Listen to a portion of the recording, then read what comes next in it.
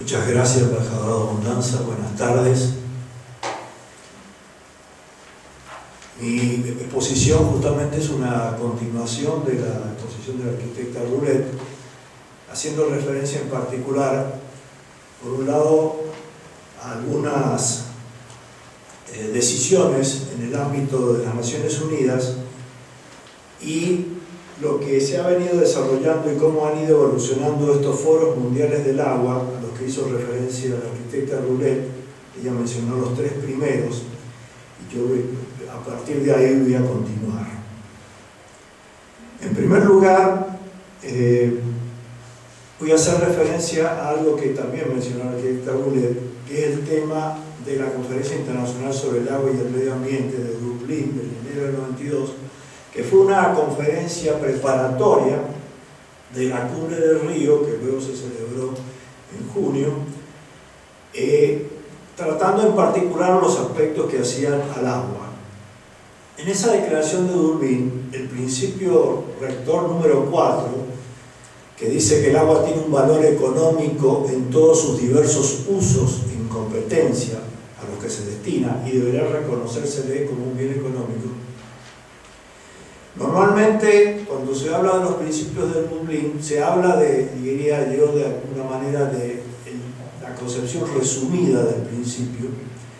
Y al hablar acá que el agua tiene un valor económico, dio lugar a una serie de controversias. Por un lado, porque no se confunde un poco al hablar del agua con hablar en particular del agua potable. El agua potable, o sea, el agua para la bebida, para la salud, para los usos domésticos,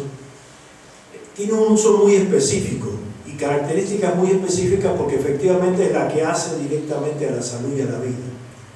En cambio, hay otros usos del agua, usos de tipo productivo, como es el uso en el riego, el uso en la industria, el uso en prácticamente todas las actividades del tipo que hacen la producción, donde el agua es un insumo y consecuentemente tiene que considerarse ese valor económico. Eso es lo que de alguna manera quieren hacer entender esto, pero al darle ese valor económico muchas veces no se ha entendido correctamente qué es lo que se pretendía, y de ahí que ya en la Cumbre del Río, como mencionó la arquitecta Roulet, ya se habló no solamente del valor económico, también del valor social, para ampliar ese concepto.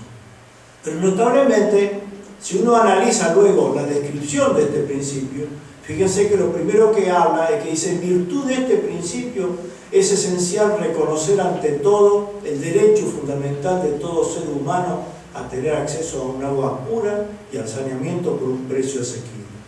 Es decir, que ya en el año 92 ya se hablaba prácticamente en lo que la Naciones Unidas en el año 2010 reconoce como el derecho humano al agua.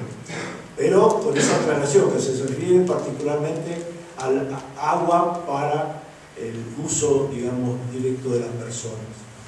Y luego habla del otro concepto: la ignorancia en el pasado del valor económico del agua ha conducido al derroche y a la utilización de este recurso con efectos perjudiciales para el medio ambiente.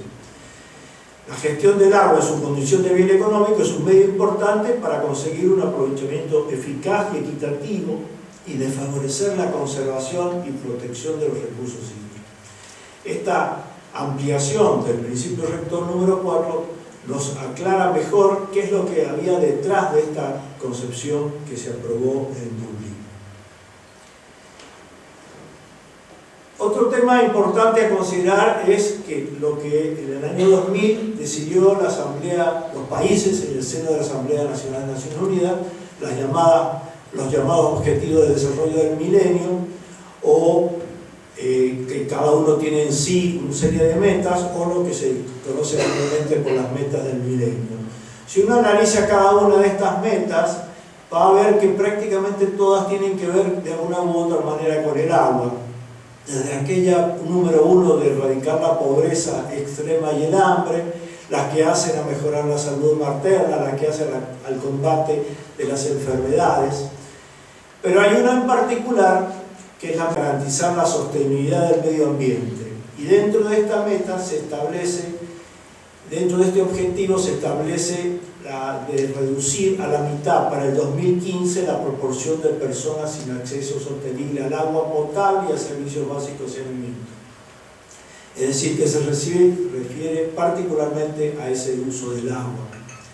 A 2 años de tener que cumplir con esta meta, las estadísticas indicarían que la meta de acceso al agua potable se cumpliría en un buen número de países, pero no así los servicios básicos de saneamiento, con lo cual se está planteando actualmente el llamado proceso post-2015 para ver, no solamente en relación a esta meta, sino a todas las metas, qué es cómo se han cumplido o no y qué hacer a partir de ese año. Otro tema que indica la importancia que las Naciones Unidas han ido dando a este tema es la decisión a fines del año 2003 de establecer el Decenio Internacional para la Acción El Agua Fuente de Vida, en el cual estamos en este momento, a del 2005 al 2015.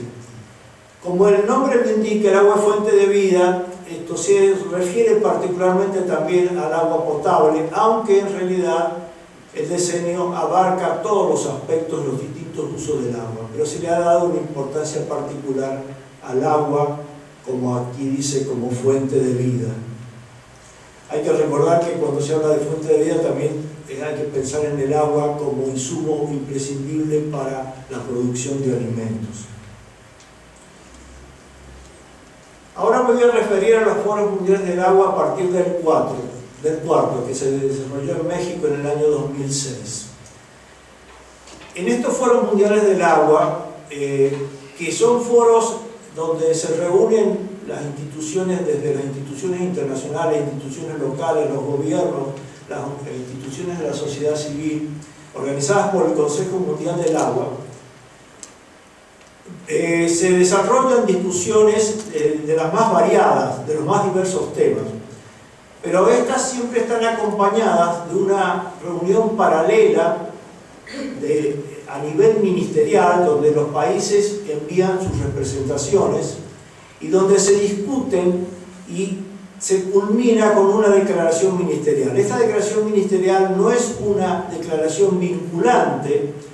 pero sí tiene mucho peso finalmente en las decisiones que se toman para la acción posteriormente en los países, es decir, a pesar de ese carácter no vinculante. Uno de los temas que se planteó y llevó a mucha discusión fue en el año 2006 justamente el tema del derecho humano al agua. Si analizamos por un lado lo que dice la declaración ministerial rápidamente, fíjense que la declaración hablaba del compromiso para alcanzar los objetivos de acceso al agua potable y al saneamiento básico, que ya había sido planteada en la Agenda 21 en Río, en la Declaración del Milenio, que hemos mencionado recién con las metas del milenio, y en el plan de aplicación de Johannesburgo a 10 años de la cumbre de Río. Y insistía sobre la continua y urgente necesidad de alcanzar los objetivos, pero no hablaba nada del derecho humano al agua en la declaración ministerial. Pero un grupo de países, Bolivia, Cuba, Uruguay y Venezuela, que querían incluir en esa declaración ministerial el tema del derecho humano al agua. Como no tuvieron, éxito en su propósito, decidieron redactar una declaración complementaria que hablaba en particular del acceso al agua en calidad, cantidad y equidad, constituye un derecho humano fundamental. Y instaba a los estados, con la participación de las comunidades, a realizar esfuerzos en todos los niveles para hacer efectivo este derecho para los habitantes. Esa fue la primera vez que se discutió el tema derecho humano al agua en un foro mundial. Como ven, con solamente 4 países suscribiendo la declaración complementaria. Al año siguiente, en el 2007, el Alto Comisionado de las Naciones Unidas para los Derechos Humanos ya planteó, dice, es ahora el momento de considerar el acceso al agua potable saludable y al saneamiento como un derecho humano, definido como el derecho al acceso equitativo y no discriminatorio a una cantidad suficiente de agua potable y saludable para el uso personal y doméstico. Como ven, ya estaba la discusión en el seno de Naciones Unidas. Se llega al próximo foro, el quinto foro, que como dijo el arquitecto Rubén, se hace cada 3 años en Estambul, y se vuelve a plantear la discusión, y en la declaración ministerial ya se habla, dice, reconocemos, esto acá, el término que se usó en inglés es acknowledge, las discusiones en el seno del sistema de las Naciones Unidas, es decir, que reconocen que se estaba tratando el tema del sistema de las Naciones Unidas, que como hemos visto en la diapositiva anterior, el comisionado lo había planteado, pero, y dice, las discusiones sobre los derechos humanos y el acceso al agua potable segura y el saneamiento. Y dice, reconocemos, acá aquí hay un problema de traducción al castellano con 2 distintos significados, pero reconocemos, en inglés se hace la diferencia entre acknowledge y recognize, que el acceso al agua potable segura y al saneamiento es una necesidad humana básica. Es decir, si bien una serie de países que querían que en este foro se discutiera el tema del derecho humano al agua, lo que máximo, digamos, que se lograron fue que se dijera que era una necesidad humana básica. Los países no querían que antes que las Naciones Unidas en su conjunto, como entidad que los agrupa, formalmente planteara el derecho humano al agua, se pudiera salir de una declaración ministerial esa terminología. Pero ya aquí hubo al menos 25 países, pongo 25 porque se dejó abierta la posibilidad de firmas posteriores. Entre ellos, fíjense que hay varios países de la América Latina: Bolivia, Chile, Cuba, Ecuador, Guatemala, Honduras, Panamá, Paraguay, Uruguay y Venezuela. También España. Y notablemente, el otro país europeo que estuvo fue Suiza, que declaró su apoyo, pero necesitaba todas unas gestiones internas para poder firmar. Y ellos, que dicen en su declaración complementaria, reconocemos que el acceso al agua y el saneamiento es un derecho humano y nos comprometemos a todas las acciones necesarias para la implementación progresiva de este derecho. Llegamos ya a julio del 2010, es decir, un año posterior al foro de Estambul, y allá la Asamblea General ahí ya declara el derecho al agua potable y el saneamiento como un derecho humano esencial para el pleno disfrute de la vida y de todos los derechos humanos, y exhorta a los estados y a las organizaciones internacionales a proporcionar recursos financieros y ayudar en capacidades, en creación de capacidades de transferencia de tecnología. Y aquí he resaltado, dice, a fin de intensificar los esfuerzos para proporcionar a toda la población, habla de la población mundial, un acceso seguro, aceptable, accesible y asequible acceso al agua potable y el saneamiento. He resaltado estos términos porque estos términos son muy importantes luego en las discusiones posteriores de qué realmente se significa y qué es lo que los estados deben cumplir para llevar a la práctica este derecho al agua potable y al saneamiento.